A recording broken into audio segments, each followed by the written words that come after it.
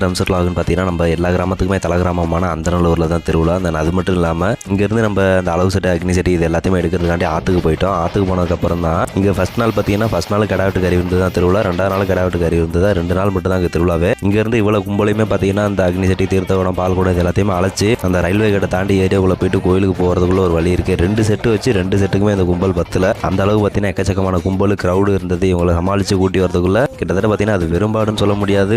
இந்த அளவுக்கு பார்த்தீங்கன்னா எந்த இடத்துலையுமே ஃபோர்ஸையும் பார்த்ததில்ல, கும்பலையும் பார்த்ததில்ல. சரியான கும்பல். நிறைய மக்கள் பார்த்தீங்கன்னா உணவு தீர்த்தகுடம் பால் கூட எல்லாத்தையுமே முன்னாடி தீக்குழி போட்டிருந்தாங்க. அந்த தீக்குழி வெளியே யாரையும் கொண்டு போயிட்டு சாமிட்டு சேர்த்துட்டாங்க. இதை விட பார்த்தீங்கன்னா இன்னும் மெயினான ஹைலைட்லாம் அடுத்தடுத்த பார்ட்டில் வரும். ஈவினிங் பார்த்தீங்கன்னா சாமி ஊர்வலம் போகிறப்ப இந்த கரகத்தில் இருக்க மாதிரி சாமியும் நகையும் எந்த ஊர்லையுமே பார்த்ததில்ல. ஏன்னா அந்த அளவுக்கு சூப்பராக பிரம்மாண்டம்னு சொல்ல முடியாது. அதை பார்க்குறப்ப அதில் என்னென்ன இருக்குது அப்படின்னு நோட் பண்ணி பார்க்குற அளவுக்கு நைட்டு ஊரை சுற்றி முடிச்சுட்டு ஏரியாவுக்கு வந்து ரெஸ்ட் எடுத்தோம். அந்த கரகம் பார்த்தீங்கன்னா கோயிலுக்குள்ள கொண்டு போய் வச்சுட்டாங்க. ஃபர்ஸ்ட் நாள் கிடா வெட்டு கறி இருந்து, 2வது நாள் கிடா வெட்டு கறி இருந்து, தாங்காதரா சாமி பூமி அப்படிங்கிற மாதிரி ஃபர்ஸ்ட் நாள்ல இருந்து எந்த போர்டு போடுறாங்க, ஏன்னா நாளைக்குலாம் எப்போ தாக்கு பிடிக்க போகிறோம் அப்படிங்கிற அளவுக்கு அந்தநல்லூர் தலை கிராமத்தில் திருவிழா ரொம்ப சூப்பராக போயிட்டு இருந்தது. இதை தொடர்ந்து அடுத்த பாட்டு வரும், கண்டினியூவாக பாருங்கள்.